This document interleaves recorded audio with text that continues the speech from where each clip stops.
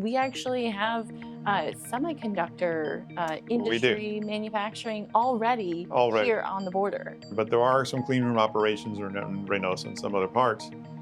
But those clean room operations could service any number of industries. They may service the semiconductor, they may service the automotive, they may service the small appliance because most people know now even the smart refrigerator is smart because it's got a microchip in it of some kind, a processor. This is a $225 million investment. I understand it will be about 500 new jobs. Potential Saronic deal is this autonomous vessel that would be potentially fulfilling a Navy contract or a startup out of Austin, a $3.2 billion project. Absolutely. Potentially up to 10,000 jobs. The Rio Grande Valley is their prime target, or one of their prime targets, because it's the proximity to Mexico, but they're still in the U.S. The ports of entry, all the things that we have going for us. So I think that's going to be a trend moving forward here for at least the next couple of years.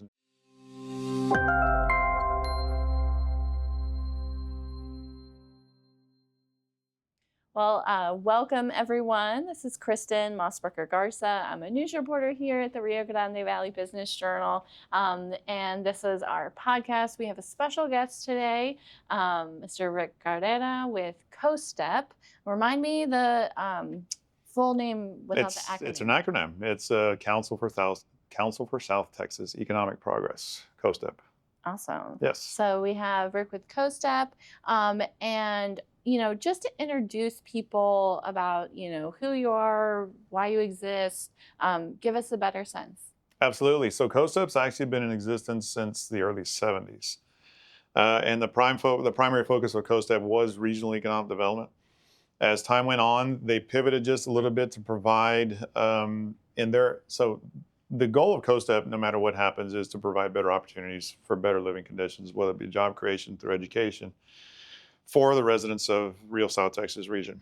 And at one point, they were heavily involved with student funding and providing financing opportunities for people to get higher education. Many moons ago, and I still have people ask me this sometimes, or they'll tell me, it's like, I remember when COSTEP had the little cap and gown, or not the cap, but the graduation cap on top of its logo. So that's what they were known for quite some time. Changes in federal laws and legislation, that kind of thing, kind of made those programs not necessarily disappear, but COSTEP didn't find them to be advantageous anymore. So it's been several years now, but they pivoted back to regional economic development. And that was probably 2018, 2019, somewhere around there. So our primary focus is to bring more attraction, provide more attraction to the area for higher paying industries that can create better paying jobs for our young and very, very talented workforce down here. Cool. Something that I know y'all have been working on for a while is this concept of, getting a better sense about who are the manufacturers in our community, Right.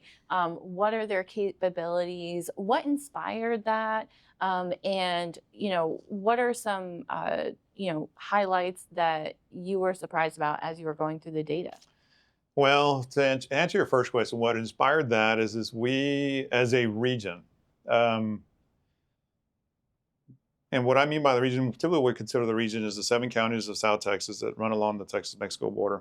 And those who are in economic development or have been in economic development for quite some time are aware that northern Tamaulipas, on the other side of the border, has been known for its manufacturing processes and its ability, its ecosystem, right, for quite some time. So we leveraged that as much as we can to bring more industry to the area. What we were finding is a lot of people outside of South Texas, outside of Texas even, weren't aware of that so much anymore. So back in the 80s and the 90s, especially once NAFTA went through, the maquiladora thing it was a catchphrase. I occasionally still run into older economic developers and site selectors who still remember those days, like, oh, you're from that area that's known for maquiladoras, but they're becoming fewer and far between. A lot of those people are, they're retiring or they're moving on to different things. So what we have found is that we're trying to reestablish the fact that we do have a good manufacturing ecosystem down here. The other issue, I would say issue, but what we run into is I speak to site selectors in different companies who are considering expansion relocation fairly often. And most of the time they will ask, okay, who's in the neighborhood and what are they building? And of course, you can do a Google search and you can do all these other things, but Google searches aren't going to necessarily give you the full picture depending on who's paid to have their name come up first in the Google search and all that kind of stuff. So that's what prompted us to get a true census of the manufacturing companies in the entire region so we can see who's building what are the capabilities, and how can we leverage that to better promote the ecosystem that exists here in terms of manufacturing. It's interesting, and talking about trying to do that research yourself. I think I did that at one point, and Yeah. I noticed that the name of the company is sometimes different, right? Yes. Because not only is it could be in Spanish, but it could be a subsidiary, or it could have been bought and sold over the years and Absolutely. known by It one happens name or quite often. another. And so, I can imagine that being very much of a resource. And I remember looking through it that we actually have semiconductor We do industry manufacturing already already. here on the border. Absolutely. And so this goes back to the second question you asked me a minute ago. Is not so much for me, only because I'm in this business, right? But for a lot of people, they've told us, like, well, I'm really surprised that there's, if you go to the data there, out of all the companies here, they service, I don't know, hundreds of different industries, right? So you'll find like the semiconductor, like, well, we don't know. I worked in the semiconductor industry many moons ago. Oh, really? Yes, I did many moons ago. So people ask, like, oh, I don't see what's going on down there, but there are some clean room operations in Reynosa and some other parts. But those clean room operations could service any number of industries. They may service the semiconductor, they may service the automotive, they may service the small appliance, because most people know now even the smart refrigerator is smart because it's got a microchip in it of some kind, a processor. Hmm. So for me, that was the surprising thing, is just the number of industries that the manufacturing industry down here serves in terms of their products and what they're building and what they're selling. Interesting. Yeah. And I know that there's sort of long been automotive clusters, right? In Yes. terms of like automotive parts, Uh-huh. paints, things like that. Does that still exist, in the industry? It does. I know here regionally there hasn't been an official automotive cluster developed. We're working on some of that groundwork right now. Typically, a cluster would mean that's going to be a membership organization. That person has, you have your board of directors, that kind of thing. We're not going to take it to that level. But we are going to develop a cluster in terms of at least who are the players in that automotive sector, and have some consensus amongst them, and at least keep them informed on a group level. And if it gets enough traction and we find that there's a need to establish that cluster in of itself, then of course we will go that next step. But there are several automotive clusters throughout the country of Mexico and other countries in the world, for that matter. And there's even some here in the U.S. So we've been in discussions with some. We've actually entertained a few. Matter of fact, Adam Gonzalez, my CEO, and Alma Saldaña Cruz, my counterpart, that she's actually out of Laredo. They entertained an automotive cluster group from various parts of Mexico the last 2 or 3 days. And I was able to meet with them a little bit this morning, but I was on a business travel, couldn't meet with them. But that's probably the second or third group we've entertained this year. Hmm. So the auto clusters are alive and well. And like I said, we may go to the point where we establish that into where it's a true cluster and it's a group and its own withstanding group. But right now we're just trying to get our bases covered with just the basic census of who's here and what they're building. For sure. And, the city of McAllen just landed a Yes, they did. manufacturer. I believe it's Vallejo. Yes. And so my understanding is they have been active for years in Rio Bravo, Yes. which is across from Donna. And then essentially during a routine site visit, Right. these business retention visits where you're just, mingling with executives, Yes. they were like, hey, like, there's an expansion that we have down the pipeline, Mhm. for this. And a lot of things have happened since that conversation. Right. We have the tariffs, there's a lot That of that companies. played into that decision based Mhm. on what I have heard. I was not here for the celebration that happened the other day. Have read up on it and have had a couple of brief conversations with folks from McAllen EDC on it. They presented some of that information to the automotive cluster that was here this morning. But you're absolutely correct. And they did mention that the whole discussion on tariffs did play into that decision-making process in terms of wanting to establish on this side of the border. But it's correct. That's the story, that they were in a business retention and expansion follow-up meeting, just follow through, just stay in touch with their clients, which they do. McAllen, all the EDCs here do an excellent job of that. And that's how the conversation started. They got word that they were looking at various locations to do an expansion, and they're just, well, wait a minute, let's talk about this, right? Is there what are the possibilities? And that's typically how these things go. I mean, sure, there's companies will put out a request for information, or hey, we're looking to expand, but a lot of times it's always the grassroots level, like what's going on, and that's how these things got started. So congratulations and kudos to McAllen EDC. That's an excellent job that they did to get that landed here on this side of the border, and remain in the region, because it's going to be a great job creator. And as a side note, I will mention that when you get a company that's willing to expand like that here in the area, they're looking at a multitude of factors. One is obviously your workforce, right? And the land availability, and the power, those kinds of things. Beyond that, you have to consider, okay, I'm going to have some of my biggest and best management move to the area to operate this facility. Will they be happy here? Right. So the quality of life plays into a factor, and then the ecosystem, meaning with the education, their kids are going to go to good schools, and are they going to find the social networks that they need to be happy and all that kind of thing?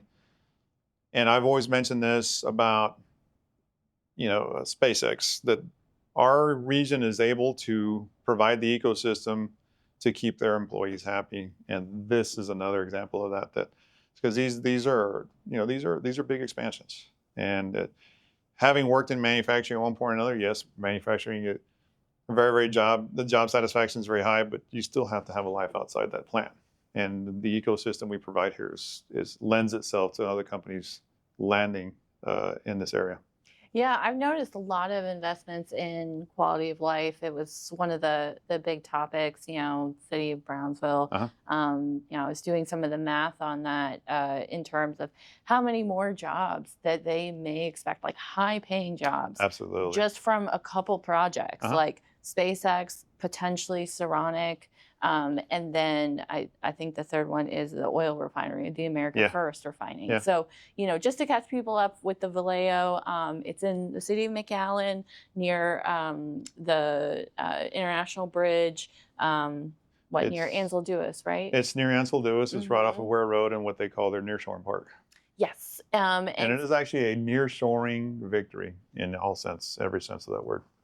Yeah, I was reading that they actually were producing some of the plastic injection molding in China, and then they relocated that to Mexico, and that was kind of part of this reshoring process. And then their long-term client is General Motors. Yes. So this is a $225 million investment. I understand it will be about 500 new jobs, at high-paying jobs. I don't have the exact pay band, but for a community like this, it's typically between $70,000 to $100,000. Yes, very much so. And so that's kind of the Vallejo deal that we're talking about. Right.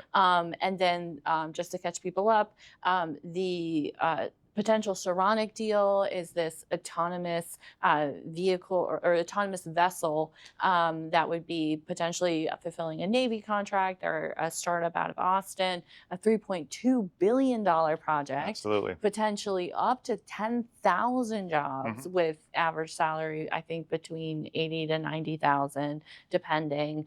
And then the oil refinery, another 500 jobs, same kind of pay scale, a $3.5 to $4 billion project, and then SpaceX's expansion, they already have an economic impact of $13 billion. Right. And they're reportedly going to double their workforce by the end of the year. So I kind on of the Saronic side, I got to share with you, I was at a conference there earlier this week, and I met one of the competitors for Porter Brownsville for that project. Once I explained who I was and where I was from, she was like, we wanted to compete for that. And I will tell you that and this is probably good for the port, good for us as a region. They thought that when the announcement went out about the refinery, is like, well, that's going to take them out of the running for Saronic, because there's no way that port can accommodate both those operations. And I said, well, actually, they can accommodate both and then some, because they've got space galore. And that's a huge, huge asset that we have as a region, that we have that port with that space to provide because those are both sizable operations if they both land, right? The Saronic, I understand, is a pretty good shot, but I would leave that to the port to make those announcements for sure. Yeah, and yeah, Port of Brownsville, 40,000 acres. Yes. That's a lot of space, and so I think that's a good point. And I talked to couple other people who were representing ports, and when I mentioned that space that we had, it was, oh yeah, they didn't realize that we're in a position, we're poised to compete for a lot of projects moving forward. Because like I said, the prevailing thought was like, well, they're only going to be able to accommodate one or two of those, but that's not the case. We can accommodate both, and then some. Yeah, and then potentially, if anyone wants to restart it, a third LNG facility. I was having a conversation just a while ago with somebody here, and I didn't read the article. I was traveling yesterday, and between planes, I was scrolling through my phone. I saw the headline, but didn't get a chance to read the article. But yes, that's another potential development. But Yeah. I don't know enough about the details to share or talk about here. But Yeah, no, that's fine. I actually did an interview with the person who filed the FERC filing. There was someone who wanted to reopen it. Right. Yeah. The Innova LNG, it had shut down, but now that all the geopolitical and the market has changed, we have the Strait of Hormuz is closed. The price of gas, price of diesel, and demand for LNG is just. There's a lot going on, and if you look at the political ramifications, some of the decisions are being made. Well, those are direct results of that, right? And like I said, we're a 501c3. We don't get politically involved in anything, but when you start watching the news and you start seeing how things are playing out, again, the USMCA potential changes played into some of the factors for Vallejo to Atlanta McAllen, and we've entertained a few different groups from Mexico, and people, on a personal level, people ask me, so what's with all these people from Mexico? So we get a lot of calls from companies in Mexico. Some are U.S. owned, but they're based in Mexico, and obviously those decisions are made from both sides of the border. But they're really looking at us because should things change with the USMCA that really requires them to be more U.S. based product, the Rio Grande Valley is their prime target, or one of their prime targets, because it's the proximity to Mexico, but they're still in the U.S. The ports of entry, all the things that we have going for us. So I think that's going to be a trend moving forward here for at least the next couple of years, until whatever's going to happen with the USMCA happens, right? For sure. And just to catch people up, USMCA is, I think of it as like what, NAFTA 2.0, 3.0 now. So it's the U.S. Canada Mexico agreement. U.S.-Mexico Canada agreement. Yes. Yeah, there you go. Yes. And so essentially it's a potential free trade agreement between our nations, and who knows what's going to happen with that. But it's in some ways, do you think it's been good news for the Valley that it has continued? Because a lot of this, the twin plants and all that kind of growth started with NAFTA. Absolutely. For the most part, it has been good. There have been, I will share that, I've been here for a few years now, and we may start doing them again, but we would bring site selectors down in groups and give them tours of the area, that kind of thing, and they'd be fairly impressed. And we would start getting leads from companies looking to move and expand. And some that were, more foreign-based or whatever. But once the current administration took over, and then the talk about the USMCA took off, there's been some hesitancy, right? And that's across the board. It's not just us. I have this conversation with site selectors and other economic development representatives from all over the country pretty regularly. And so far, it goes the spectrum. Some are just putting everything on a complete stop, but we're probably a year or more into the current administration now, and some are saying, okay, we're going to move forward with some hesitancy here, but things still got to move forward, right? But to answer your question, for the most part, it's been mostly positive, but there have been there's some still hesitancy in the market and the industry right now to really make some big moves. But there are some people doing them. And while we have all of these, new projects sort of coming down the pipeline, in part because of that, we're already dealing with a community with water, right? Right. There's so much demand for water. The state's plan going out basically says that we're going to need more, right? We can't Yes, sir. rely on the Rio Grande River, into perpetuity solely, right? Right. A lot more development with ground and desalination. And so when you're talking to companies that are considering our region, what do you hear more? Do you hear more about power? Do you hear more about water? What are the considerations that they are most interested in? That's a really good question, and it varies by company and depending what resource they need more of, more than anything. That being said, it's probably more the electricity side, more so the water side, only because the electricity end of it, they can find ways around that, right, to some degree. What they call power behind the meter. They're going to get electrical power off the meter in as much as they need to power generators or something within the plant or their operation to produce their own electricity. So that's kind of what some companies or in some operations are doing now to circumnavigate that. But if it's a very water intensive operation, I'm not saying they don't look at us, but that's taken into consideration. And so national media being what it is, sometimes it's fairly unfairly portrayed that we have water issues, and sometimes that'll give our company a perception that we have none, and that's not the case, right? We do have some water, and what's that? Just like the electrical side, what some companies are doing now is they're finding ways to do water reuse, what they call purple water, reuse non-potable water, those kinds of things for cooling towers, that kind of thing. I guess what I'm really saying is, though, again, it depends on which resource they need the most of, but and this isn't just us. This is across the country. People I talk to across the country, a lot of companies right now are finding that they're going to have to invest into ways to regenerate either power or reuse water. In other words, in order to keep their operations running and solvent.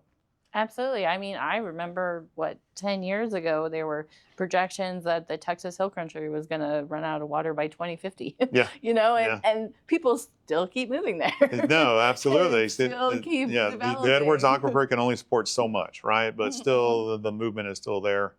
And then you have these torrential downpours and those kinds of things in the water. So that's a whole nother discussion and in its own Yeah. right. We could talk for probably another 3 hours about the number of retention ponds and pools that are needed here. Uh, People are aware, when it rains, it really does pour here, and we get flooding and that kind of thing. The county and civic leaders are probably better prepared to handle those things now than they were several years ago. And what I mean by better prepared is they now have plans in place to create more detention ponds, retention ponds, and that kind of thing. Because all of us, when we're like, it's hot and dry outside right now. We could get a massive downpour 2 weeks from now, and then it's in the street, and then 2 weeks later, it's out in the Laguna Mother, right? But For sure. another story for another time, for sure. Yeah.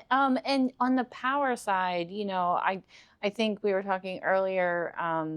What you said was really interesting. So, historically, my general understanding about the valley and power is that there's plenty of power generation happening right Hmm. across the state, but it seems like our transmission line system is. The deliveries where there might be a potential issue, yeah. And since we're sort of at the end of the line, Hmm. literally, right? I know that our transmission companies are working toward new investments. They're expanding the grid. They're sort of essentially making capacity larger.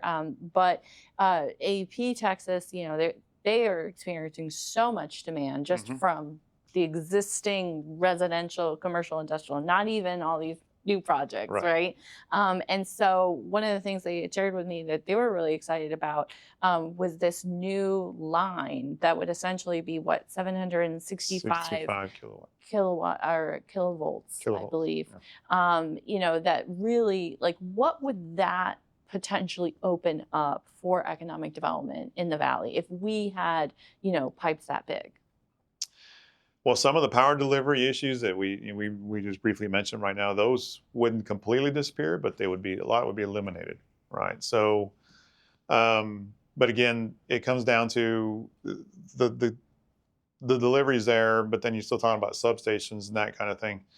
But for the most part, it opens up a lot of doors because even as AEP has mentioned to me that demand for transformers is so high, to create a substation, that kind of thing, the lead time on some of those components is 3 years, 36 months, right? Wow. But I have heard of other people in the private sector that are purchasing their own to circumnavigate other, potential suppliers who may be able to deliver faster, that kind of thing. To answer your question, the 765 opens up a lot of possibilities for us in terms of the high power delivery that some of these newer operations are going to need, because the private sector has sometimes have found ways to create the delivery, or at least help create the infrastructure needed for the delivery that's going to need for that. Hmm. So like I said, having those lines is great. You still have to get into the ground, but there are groups, companies, organizations out there that are doing what they can to make sure to help that process. For sure. And when you're talking to companies, like, what do they say about like our workforce? Our community has changed so much, It right? has. Like, we've grown a Mhm. lot. There is a higher level of advanced degrees in our community over time. There's a lot of technical skills historically. Our community colleges, I know, are really collaborative with industry and training and things like that. What is sort of the impression of our workforce? What are companies saying that our workforce needs more work on, or more education regarding, to kind of better situate our community for them to want to invest? Everything I've heard about our workforce thus far has been very positive. What helps our workforce is the sheer number of institutions of higher education that are here to help get them trained up. And, not just University of Texas, Rio Grande Valley, or Texas Southmost College, or South Texas College, beg your pardon. They're providing 4-year degree people, right? But what a lot of we're finding on the economic development side, and even on the industry side, is most companies may not necessarily need a 4-year degree person, but they need a person with training and a certificate of some kind. So what we're finding is South Texas College being one, they're producing certificates, that people can get within 6 months. Same thing with Texas Southmost College, Texas State Technical College. A lot of the community colleges, they're able to provide the workforce needed pretty rapidly. What really works in our favor is, statistically speaking, we're a very young population. I think we're 28.9 years old, and that's young. I will tell you that like I said, I meet people from all over the country, and I'll ask them, statistically speaking, how old are you all? I was like, well, we're 45 years old. That means that they've got a much, much older population. And as you might guess, you're a big corporate looking for your next expansion, relocation, that kind of thing. And you have to ask yourself, am I going to put myself in a place where majority of my talented people are getting ready to retire already? Or am I going to put it somewhere where I can actually develop the workforce that I have, because they're a they're a younger group, and I can grow them with the company and get them trained up. So that works really, really well for us. I will tell you, I've talked to some people here who have existing companies, manufacturing companies, and the feedback I've gotten is very, very positive about our workforce. Most people are looking for a good opportunity. And, it goes back to the employer-employee relationship, the culture built within the company, that kind of thing. But thus far, most of what I've heard is very, very positive. The only time I've actually heard really, and this is just me, I'm not saying this is a complete all-encompassing statement across the board, but the companies I've talked to, the people I've talked to said, hey, the workforce wasn't that great. If you really dig down into it, it's like they weren't really, one, they didn't provide a good culture, and two, what they were looking to pay the employees may not have been what those jobs probably should have paid. And that's not a critique on anybody. And maybe that's what their industry pays, and that's what it can afford to pay. And that's just a byproduct of that. Now, this is not to speak disparaging of any industry whatsoever, but sometimes those two don't always connect. So typically, if there's been anything negative about our workforce, there's been extraneous factors that lead into that. It's not necessarily because of the quality of the person. Mhm. And what is y'all's definition of like a good paying job or a high paying job? Because you kind of mentioned that, that's really the thrust of y'all's Right. organization, is to bring, quality jobs Hmm. to our communities. That's a really good question. I don't know that I've myself, from a personal level, haven't put a number to that. I will tell you that I have spoken to companies as, hey, I'm having a hard time attracting workforce, and they're paying probably around the whatever Walmart or some of the other retailers are paying, right? And that makes it a little bit difficult because, if you look at some people, depending on the age bracket and whatever the demographic is, they may find that they would rather work in a retail environment than go work doing something else that's going to pay the same amount of money, right? So I think, to answer your question, it would have to be something that's going to pay substantially higher than what they would be able to find in a retail environment. Hmm. If I really think about it in those terms, I worked retail. I actually loved it as a kid. Loved working retail. Um, and again, but the reason I moved on from retail is because I wanted something that was going to probably provide a little bit better of an opportunity from a financial standpoint. Hmm. So I look back at when I was of that age, and so like I said, I haven't put a number to it, but it would have to be something that's going to be good enough that's going to drive somebody to go get the skills or whatever they would require to move on to that particular position. It's funny. I'm one of 8 children, right? So Nice. I have a plethora of other life experiences. Cool. And one of my brothers worked in retail for years and Yeah. years, but moved on from retail, got an HVAC education, Uh-huh. went later in life, and ran their own company. I think now they're doing work for a union, Oh, but it nice. pays better, Uh-huh. and um, you know, uh, able to provide for a family, Right. right? And um, I think that the pay is really, I think, a conversation in our communities right now, right? Because they're like, oh, like one of the reasons I'm like, out in Houston working at an oil refinery Mhm. is because it pays so It pays well. so well. So, like, I really hope Right.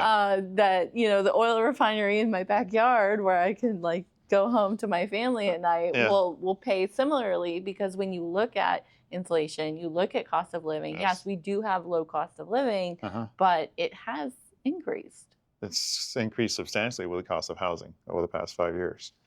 On a personal level, I've already had sidebar conversations with people who've told me that. Well, my cousins, they're already looking at the refinery. And where can I get those jobs? I had somebody message me, a couple of weeks ago, the day after they came out, who do I talk to about these positions? And I'm directing them to, any number of different people to go talk to. But yeah, those conversations are happening already. And, one thing I will say is like this announcement that just came out from McAllen. I'm already seeing posts on social media. Well, they're just going to pay minimum wage. They're not going to pay minimum wage, not by a long shot. To Mhm. find the quality of worker that they're going to need to produce what they're going to produce in that plant is not a minimum wage, far from it.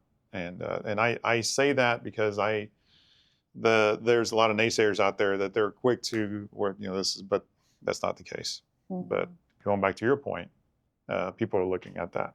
Even from, I lived outside the valley for several years, and I will tell you that where I lived, there was a lot of people who were born and raised in the Rio Grande Valley, and they would have moved back to the Rio Grande Valley in a heartbeat could they have found the opportunity that was going to be able to sustain the lifestyle that they had grown to they created for themselves, right? And these weren't lavish lifestyles. I'm not saying they had houses on Lake Travis and were driving Bentleys or anything that kind of stuff, but they had a good supportable income, a good income that would support a family with benefits and retirement plans and that kind of thing. Mhm. So I do think we actually may, and this is kind of going off on a tangent to another conversation, but I do think we will see some people relocating back to the Rio Grande Valley for the right opportunities. Mhm. Yeah, I think that would be something to watch for sure, and because yeah, we have a lot of new people in our community, Hmm. right? We're gonna have a lot of transplants. We're changing a lot, but Well, they follow opportunity, right? mhm, So people, I just mentioned Lake Travis. For those who know, I was talking about Austin. Austin became what it was because it had such a high level of opportunity for anybody.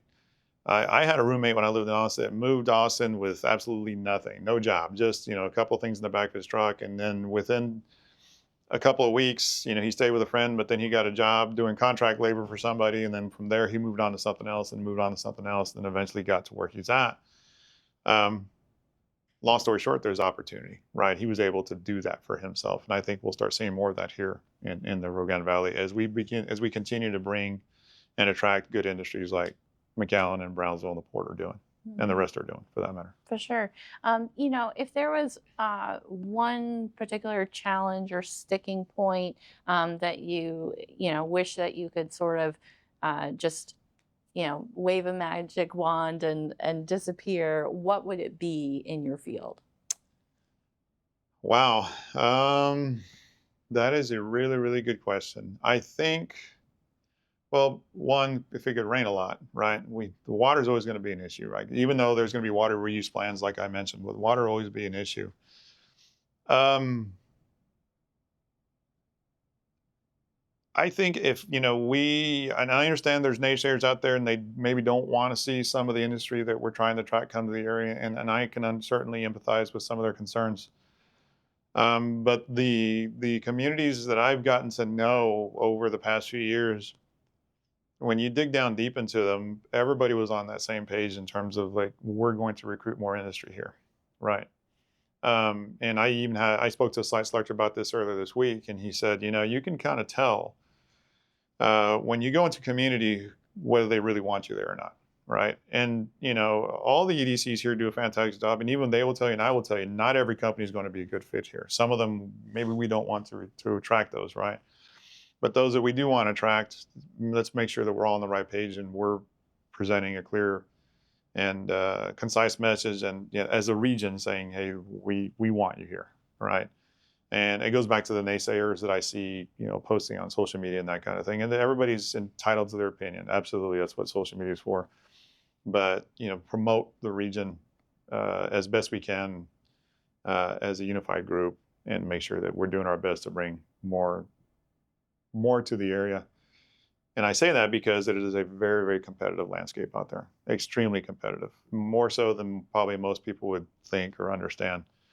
Like I said, I'm not extremely well traveled, but the travels I have done have told me that. So every region has their positives and negatives, right? But you'll never see anybody from that region talk about the negatives of that region, ever. I've never seen it, right? Maybe it happens with small groups or particular sections of people within the population. And it's not necessarily a huge problem here, but I see it to where it's like, we need to make sure that we're all putting our best foot forward to try to get the best industry we can to the area. hmm Historically, we've had a lot of like influx from, companies up north, maybe Mhm. like closing a plant so they could open a plant Right. here, right? And, something that I thought was really interesting, I got a chance to chat with the Vallejo executive, and, you know, I asked, is this a twin plant, right? Mhm. Like, is this that same model, just, a different version? Uh-huh. And apparently it's not. It's not. And I thought that was really interesting. And I wonder if we might see something like that moving forward, where they may have operations over the border. They may have some kind of footprint. I Mhm. mean, I think they had a warehouse in Far for however Been many there for a long, years. long time. Yeah. Yeah. And now they're bringing the manufacturing over, but they basically said they're producing very high tech, very high valuable products, Absolutely. Yep. that are going to go inside of these cars. Everything from essentially the circuit board that takes in all the They will be data. producing the brain for the vehicle, for lack of a better way to put it, and a liquid cooled brain. I'm a car guy, so I find that Okay. extremely fascinating that they're going to be producing a liquid. And so anytime you have a processor that's liquid cooled is because it is moving at an incredible speed. When processors move it at a lot of speed, they create a lot of heat. So that's like, Mhm. remember your old desktop of your computer and the fan would kick on after it had been running for a while. Even laptops do that now because that processor is getting hot because it's processing a lot of information. So when liquid cooled processors became a thing, I don't know, 10, 12 years ago. I'm not that much of a computer guy, but I just find it fascinating. They're going to be producing that level of technology there. And they're absolutely correct based on what little I have seen from that. And I think that was a bigger reason for them to pick McAllen also as opposed to Querétaro or other parts of Mexico, is because they looked at the education system and ecosystem that we have here that produces X number of engineers, that kind of thing, that can support that level of manufacturing and the technology involved in that. Yeah, that we're now building software defined vehicles, Yeah, and that's and a different type of it's a vehicle. different type of vehicle. And people ask me about Mexico, and even Reynosa, Matamoros, that kind of thing. It's not necessarily the cheap labor that drives companies there anymore. Is labor cheaper? Of course it is. But it's the skilled labor, right? So you have, okay, we're building widgets and it's somebody who's just pushing a press all day, but then you have skilled labor that's, doing things that are a little bit more intricate, that's still running at less cost. In this particular case, it's the level of talent that they needed basically required that they get here on the McAllen, U.S. side as opposed to the Mexican side. And it's not a twin.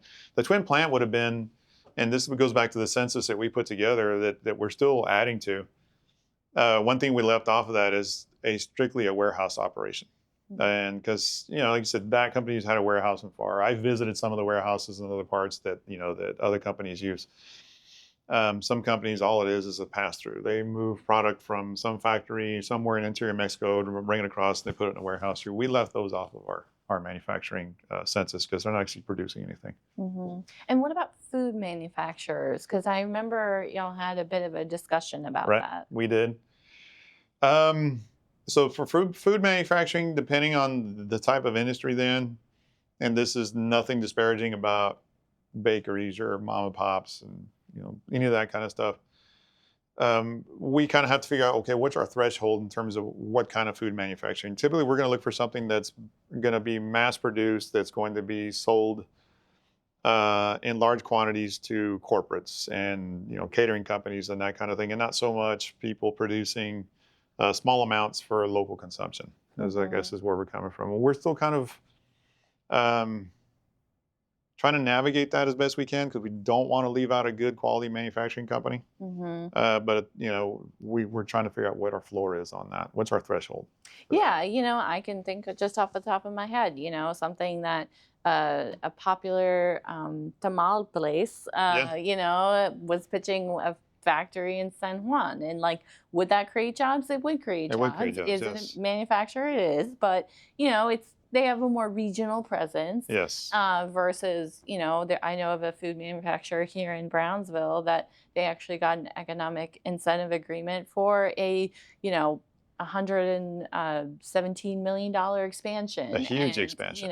Yes. Hundreds of jobs, right? And, it's just different in size of scale. Yeah, right. And it could be that we include all of them and we have caveats in there in terms of what their size is, right? We could come to that, but we haven't really got to that. So for now, we've included typically those like you just mentioned that, are selling large quantities, have several hundred jobs, different shifts, those kinds of things. So I think it's more about what kind of manufacturing processes are they using?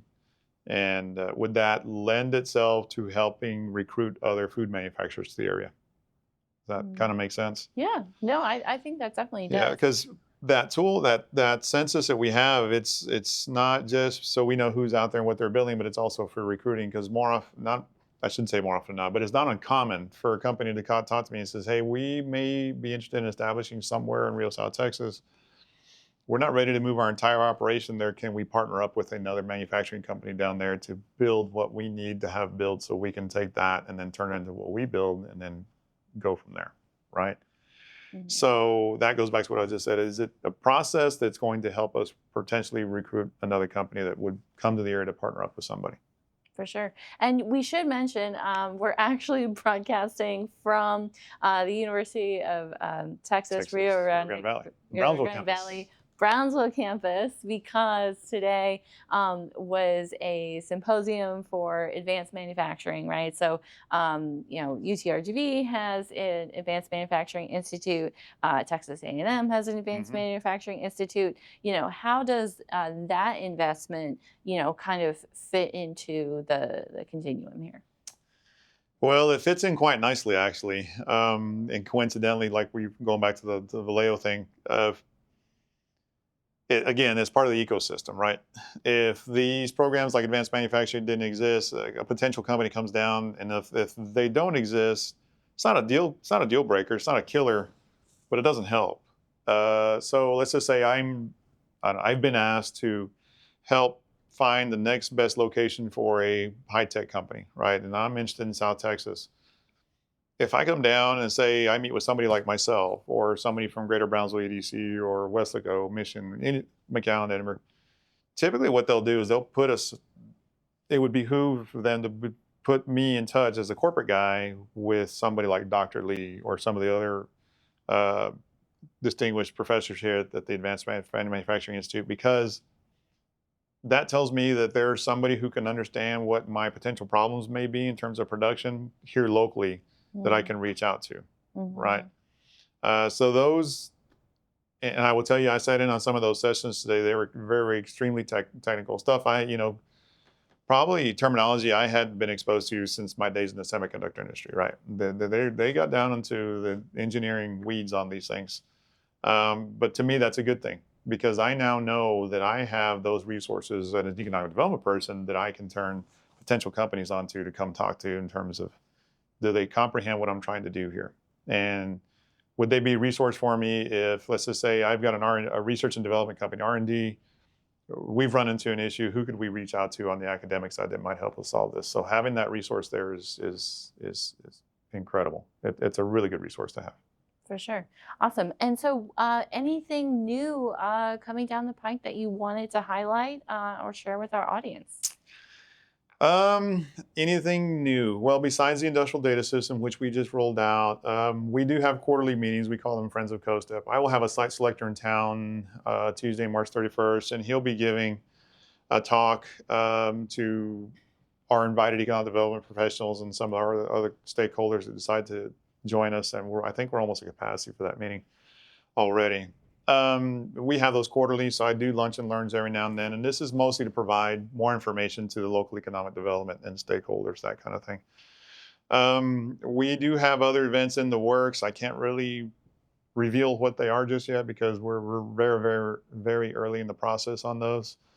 We do a lot of we call them quick tours, because they're basically very quick, the day and a half kind of thing. We will get site selectors in town, different industry groups. We bring them to town quite often, show them the area, because going back to what we were talking about in the very beginning, we are here to promote, more than anything, at least create awareness for the organization, not the organization, but the region, right? To everybody outside the region. So we're going to continue with our efforts to bring more tours and provide more exposure of the region to those that are looking or considering different locations in Texas for economic development. That's our primary focus, our primary goal. We're going to continue with that. We have talked to a few companies, and I think they're going to be good prospects, but it's too early to tell, and I couldn't tell you who they are anyway. And I will tell you, again, going back to some people who, and perhaps some naysayers, are like, well, they don't want to say who it is. It's not that they don't want to say, doesn't matter which city it is. Not that they don't want to say, is they can't. And I can tell you, this wasn't the only time that site selectors or corporates have told me this. I heard it again this week. Deals have been lost because confidentiality was breached on some things. Some big company was going to land an expansion in whatever town USA, and the powers that be in that town couldn't maintain the confidentiality, and the deal was done. And that was several hundred jobs that community could have enjoyed, taken advantage of, would have had a ripple effect across the community, but because the confidentiality wasn't maintained, they moved on. Yeah, and depending if the company is publicly traded or not. Right. So for folks who may not be very familiar, there's essentially like a quiet period that's required by the SEC, that if you are a publicly traded company and you're about to, let's say, release your quarterly results or your annual results, they don't want essentially market manipulation, and so they won't do interviews with reporters right before their results come out. They'll do it day of. They'll do the earnings call, everything like that, and then afterwards. But there's also a lot of things that they can't talk about because they are legally required to disclose material facts to their investors first. Right. And private companies are a little different. They also have boards, right? Board of directors. Sure. But absolutely. That's something that I learned over time because the Fed does it too, right? The Federal Reserve. No, and I tell everybody we'll all know who these people are in due time. Even we're regional and we work with all the EDOs, and I know they have projects, and I know they've got announcements that they'll eventually make. I don't know who these people are most of the time, and that's okay, because we're here to augment the efforts of all of our local EDOs. We're not here to step on anybody's toes nor get in the way of anybody. So we do whatever we can to help. Awesome. Well, thank you so much for That was joining cool. It us. was nice. We really appreciate it. No, always a pleasure to do these things. Appreciate the opportunity. And if this helps us promote the region, then why not, right? Absolutely. So for folks who want to follow along, if you're interested in some of these projects that we mentioned, be sure to check out RGVBusinessJournal.com or subscribe to our podcast. Thanks so Excellent. much. Thank you all.